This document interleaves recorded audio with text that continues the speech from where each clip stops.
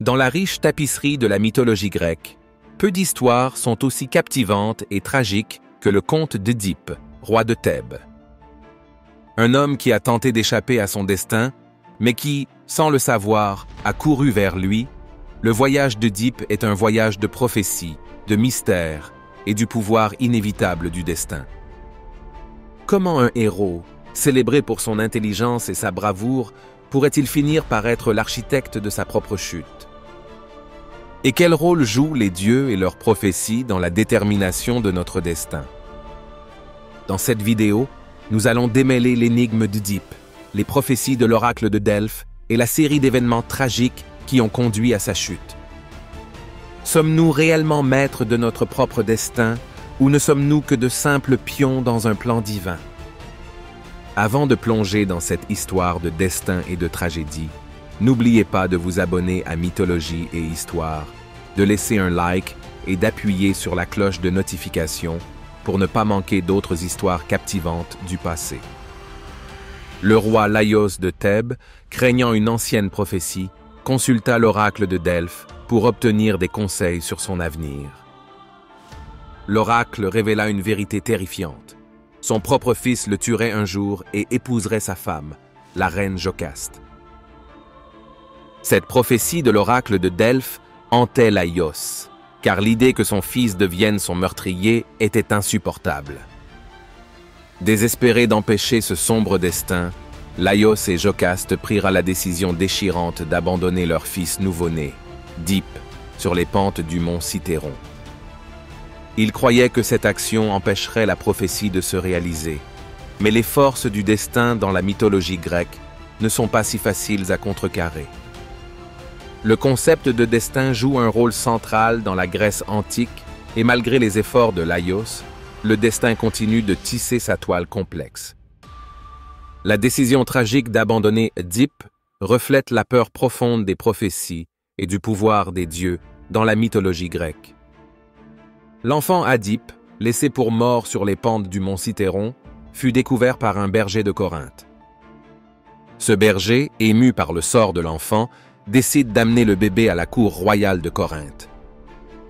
Là, Dipe fut présenté au roi Polybe et à la reine Mérope, qui n'avaient pas d'enfant, et prirent le prince abandonné comme leur propre fils. Ils ont élevé Dipe comme héritier du trône de Corinthe, sans jamais révéler la vérité sur ses origines.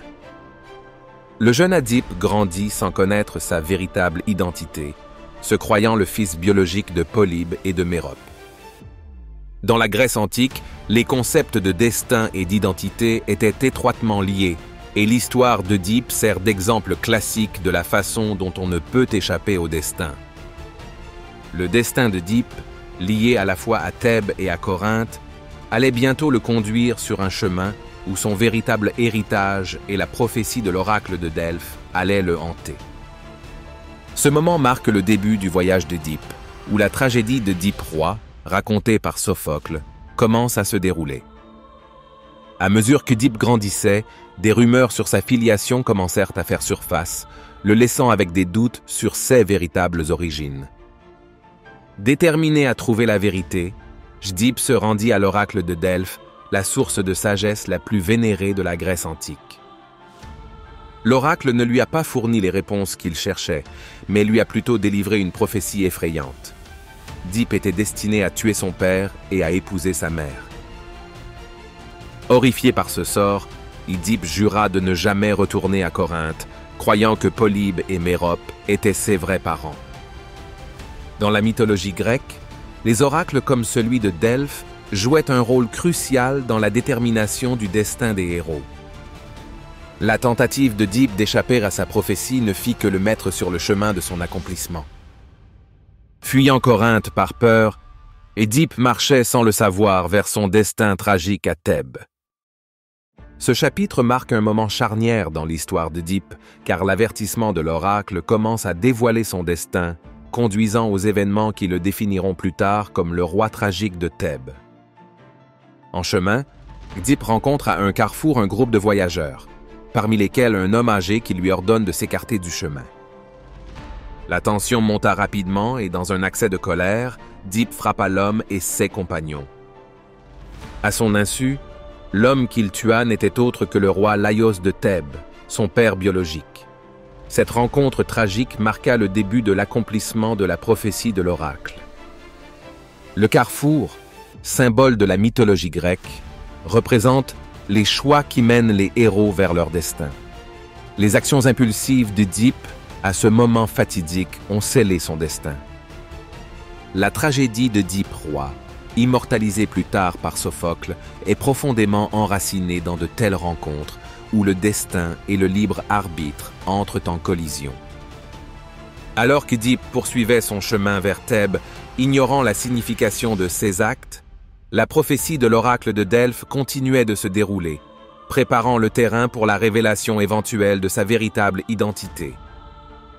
Alors qu'Œdipe s'approchait de Thèbes, la ville était assiégée par une créature terrifiante, le Sphinx.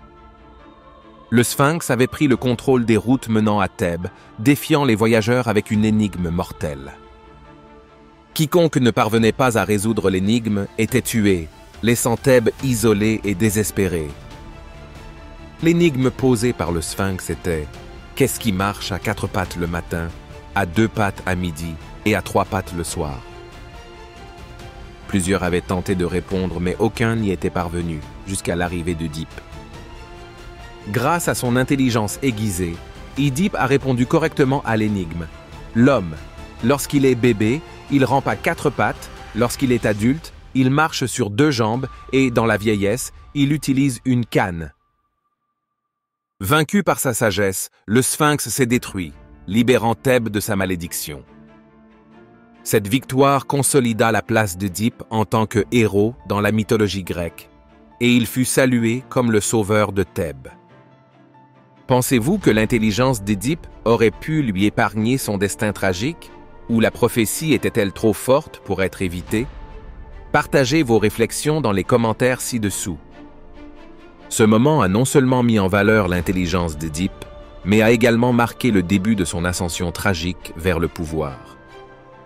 Sa défaite du Sphinx lui valut le trône de Thèbes et la main de la reine Jocaste, sa propre mère, le propulsant encore plus vers l'accomplissement de la prophétie. Cette partie emblématique de l'histoire d'Œdipe est un élément clé de la mythologie grecque, expliqué à travers le thème du destin mêlé à l'intellect. Le Sphinx vaincu, le peuple de Thèbes accueille Œdipe comme son nouveau roi. Ignorant sa véritable lignée, Œdipe épousa la reine Jocaste, sa propre mère, accomplissant ainsi la 2e partie de la prophétie de l'oracle de Delphes. Sous le règne d'Œdipe, Thèbes connut une période de prospérité et de paix.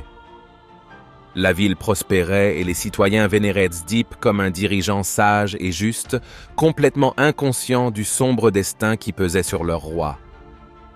Œdipe et Jocaste eurent 4 enfants, 2 fils, Éthéocle et Polynice, et 2 filles, Antigone et Ismène. La famille royale semblait forte et unie, et l'héritage d'Œdipe en tant que héros et souverain s'est accru. Cependant, l'énigme de sa naissance et la prophétie qui le hantait depuis sa jeunesse restaient enfouies, attendant de refaire surface. Ce chapitre de l'histoire d'Œdipe marque l'apogée de son ascension dans la mythologie grecque. L'ironie de sa situation, un homme vénéré comme un héros mais inconsciemment empêtré dans un destin tragique, est un thème central d'Œdipe roi. L'ascension d'Œdipe comme roi de Thèbes prépare le terrain pour l'inévitable dénouement de la prophétie qui conduira à sa chute. Des années après qu'Œdipe fut devenu roi de Thèbes, une épidémie dévastatrice frappa la ville. Les récoltes furent mauvaises, le bétail périt et la population tomba malade. Désespéré de sauver Thèbes, Œdipe envoya son beau-frère, Créon, à l'oracle de Delphes pour demander conseil. L'oracle révéla que la peste était une punition pour le meurtre non vengé du précédent roi, Laios. Le meurtrier resta à Thèbes, et tant qu'il ne serait pas retrouvé et puni, la ville continuerait à souffrir. Déterminé à mettre fin à la peste et à sauver son peuple, Œdipe jura de retrouver le meurtrier. Il lança une enquête sur la mort de Laios, interrogeant les citoyens et cherchant la vérité. Dans sa quête, Œdipe convoque le prophète aveugle Tirésias, connu pour sa sagesse dans la mythologie grecque. Mais Tirésias hésite et avertit Œdipe que la vérité n'apportera que davantage de chagrin. Furieux de la réticence du prophète, Œdipe l'accuse d'être impliqué dans le meurtre. Sous la pression, Tirésias révèle une vérité choquante. Œdipe lui-même est le meurtrier qu'il recherche. La recherche de la vérité dans Œdipe roi montre la détermination du héros tragique à débarrasser Thèbes de sa malédiction, mais elle le conduit également plus près de l'accomplissement de la prophétie. L'énigme de son identité, couplée à la prophétie de l'oracle de Delphes, met Œdipe sur la voie de la résolution du mystère qui conduira finalement à sa chute. Ce moment de l'histoire d'Œdipe met en évidence les thèmes du destin, de la connaissance et des conséquences dévastatrices de la découverte de la vérité dans la mythologie grecque. Si vous aimez ce voyage à travers la mythologie grecque, assurez-vous de vous abonner à Mythologie et Histoire, de laisser un j'aime et d'activer la cloche de notification pour plus de contenu approfondi sur l'histoire et la mythologie. Votre soutien nous aide à donner vie à ces histoires.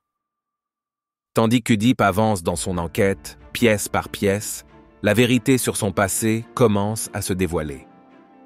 Un messager arrive de Corinthe, apportant la nouvelle de la mort du roi Polybe. Cela apporta initialement un soulagement à Œdipe, car il croyait que cela signifiait qu'il avait échappé à une partie de la prophétie. Mais le messager révéla également que Œdipe n'était pas le fils biologique de Polybe et de Mérope. L'enfant abandonné avait été retrouvé sur le mont Cithéron et amené à Corinthe par un berger. Désespéré de découvrir toute la vérité, Œdipe convoqua le berger qui l'avait emmené à Corinthe. Le vieil homme, sous la pression, révéla le secret final et dévastateur. Œdipe était le fils de Laïos et de Jocaste, accomplissant ainsi la prophétie de l'oracle de Delphes. Œdipe avait sans le savoir tué son père, le roi Laïos, à un carrefour et épousé sa mère, la reine Jocaste. À cette révélation, Jocaste, saisi d'horreur, se donna la mort. Œdipe, conscient de l'énormité de son sort, devint fou. La prophétie s'était réalisée malgré tous ses efforts pour l'éviter. La révélation qu'Œdipe était à la fois le meurtrier de Laïos et le mari de sa propre mère a marqué le point culminant de la tragédie qui résonne dans toute la mythologie grecque. Selon vous, comment Œdipe aurait-il pu réagir différemment en découvrant sa véritable identité? Aurait-il pu faire la paix avec son destin ou sa chute tragique était-elle inévitable? Partagez vos impressions dans les commentaires. Ce moment du récit d'Œdipe, où l'énigme de son identité est enfin révélée, est l'un des plus célèbres de la mythologie grecque. Il met l'accent sur le pouvoir du destin, les limites du libre arbitre et les conséquences catastrophiques de la découverte de vérités enfouies. Œdipe roi reste l'une des histoires les plus emblématiques de la mythologie grecque, la révélation servant de tournant décisif dans la chute du héros tragique. Au lendemain du suicide de Jocaste et de la révélation horrible de sa véritable identité, Œdipe était rongé par le désespoir et la culpabilité. Incapable de supporter la réalité de la prophétie à laquelle il avait tant essayé d'échapper, Œdipe prit une mesure violente pour se punir. À l'aide des broches de la robe de Jocaste, il s'est crevé les yeux, s'aveuglant ainsi dans un acte de justice auto-infligé. Cet acte symbolisait son incapacité à voir la vérité tout au long de sa vie et reflétait désormais son état tragique dans la mythologie grecque. Aveuglé et brisé, Œdipe renonça à son trône de roi de Thèbes. Il demanda à être exilé de la ville qu'il avait autrefois sauvée, estimant que sa présence ne lui apporterait que davantage de souffrance. Sa chute était totale. Autrefois salué comme un héros pour avoir vaincu le Sphinx et être devenu le souverain de Thèbes, Œdipe errait désormais dans la disgrâce, portant le poids de son destin. Les filles d'Œdipe, Antigone et Ismène, restèrent à ses côtés, lui offrant du réconfort dans ses derniers instants de règne. Le peuple de Thèbes, quant à lui, dut faire face aux conséquences de son règne. La chute d'Œdipe dans Œdipe roi est un moment profond de la mythologie grecque, où le héros tragique succombe à la volonté inéluctable des dieux et à la prophétie délivrée par l'oracle de Delphes. Son héritage, autrefois grandiose en tant que héros grec, a été brisé, laissant derrière lui une histoire de destin, de souffrance et des limites de la compréhension humaine. Après son exil volontaire de Thèbes, Jdipe erra comme un homme aveugle et brisé, guidé par sa fidèle fille Antigone. Ensemble, ils se réfugièrent dans la ville de Colone, un petit village près d'Athènes. Dipe, devenu un vieil homme, était épuisé par le poids de son destin tragique, mais il trouva un sentiment de paix dans ses derniers jours. La prophétie de l'oracle de Delphes avait suivi son cours, et Dipe avait accepté le rôle que le destin avait joué dans sa chute. À Colone, Dipe fut accueilli avec compassion par le roi d'Athènes Thésée. Thésée, lui-même un noble héros grec, promit de protéger Dipe et de veiller à son enterrement dans un lieu sacré. L'arrivée de ses fils, Éthéocle et Polynice, qui cherchaient sa bénédiction pour leurs propres ambitions, ne fit qu'aggraver le chagrin de Dipe, car ils étaient désormais enfermés dans une lutte acharnée pour le trône de Thèbes. Oedipe les maudit tous les deux, prédisant leur destin tragique dans le conflit en cours pour le pouvoir. Alors que ces derniers instants approchaient, Jdipe fut appelé par les dieux à une mort mystérieuse. Il s'aventura dans un bois sacré, où seul Thésée pouvait l'accompagner, et c'est là qu'Oedipe disparut. On croyait que sa mort était un acte divin, lui accordant une certaine rédemption après une vie façonnée par la souffrance et la prophétie. L'héritage d'Oedipe, autrefois roi de Thèbes, constitue une puissante leçon dans la mythologie grecque sur le destin, l'acceptation et l'inévitabilité du destin. Merci d'avoir regardé. On se retrouve dans la prochaine vidéo sur mythologie et histoire.